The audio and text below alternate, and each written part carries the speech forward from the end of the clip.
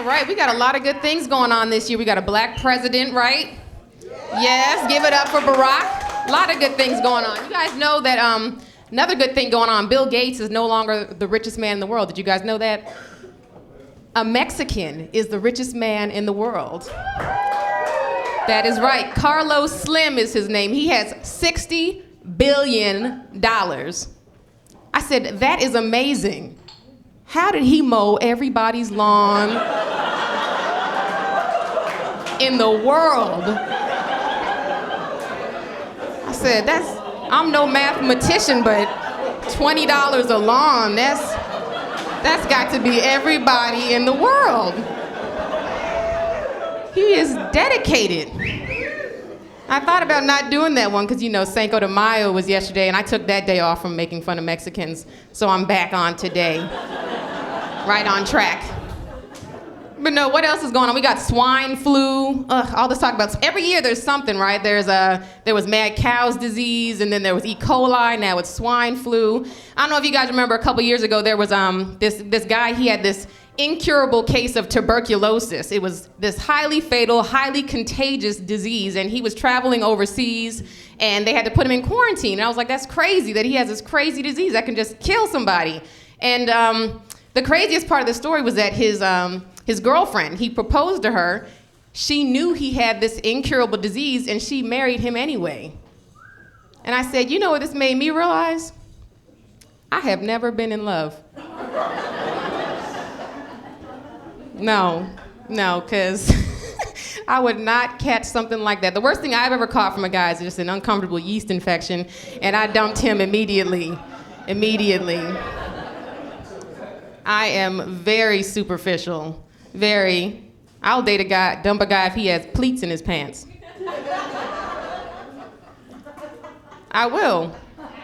Like, Kevin, you and I need to have a talk. I'm not comfortable with all these gratuitous folds in this area. I think we need to take a break. But we're married. That's what makes this so hard, Kevin. Goodbye.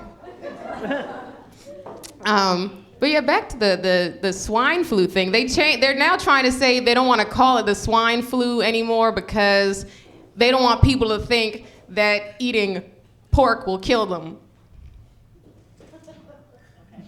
Eating pork will kill you guys. I tell you, my uncle did not have swine flu, but his death was definitely pork related. It was bacon related, it was fatback related, it was ham hock related. Don't believe the hype, guys. It will kill you. People make fun of me because I'm a vegetarian, but you know what? They have never come out with the broccoli flu. Y'all ain't never heard of that. They have never come out with mad cabbage disease. You will not hear me coughing. If you're wondering why this white girl is talking about fatback and ham hocks, it's because I'm not white. Both of my parents are actually black Native American. There's some white in there somewhere, sprinkled in there somewhere. But yes, I am black. And when you look multiracial like myself, why is it that people always feel the need to try and guess what you are? She's white. She is Puerto Rican. Clearly she is albino. Sir, that is not even a race.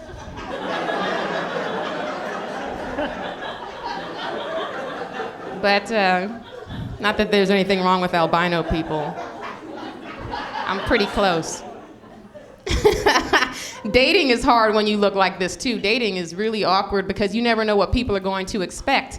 I was out with a guy one time and he was like, "Oh, I didn't know you were black." Check, please. I said, "But you're black." He said, "Yes, Candice, but I'm an NFL player." I'm glad you guys got that one. Sometimes it just goes, shoo, yeah, they don't like black girls. That's when I tell them I'm white so I can date them. But, oh yeah, growing up was awkward because, I couldn't really go to get my hair done at the black salons with all the other black girls. and because it just wouldn't go right with my hair. So I just went, my mom took me to a white hairdresser, and the hairdresser, she tricked me. She was like, oh, I'm just gonna give you some layers on the top, and then I'm just gonna leave it long and pretty in the back. And I didn't know that was the ingredients for a mullet. I had no idea. So instead of just looking like the poor white girl that wanted to be black, I ended up just looking like a white girl that was poor. And that was uncomfortable for many years. I want to talk about sexual harassment a little bit. I'm sexually harassed most days, actually, but it doesn't bother me. It doesn't bother me. I know some of you guys are like, why does that not bother? It doesn't bother me, because honestly, it's a compliment to me, honestly. It just lets me know I still got it. If I go to work and someone doesn't slap me on my butt, I think I'm slipping. It might be time to go do some squats, squeeze, tighten it up. I like hearing that I look good. Call me crazy. But you know, people try and act like being sexually harassed is not a compliment. It is a compliment. You know how we know this? Because everybody in here knows somebody that has tried to convince them they've been sexually harassed, and you didn't believe them because they were not cute. It's true. Really? You, Helen?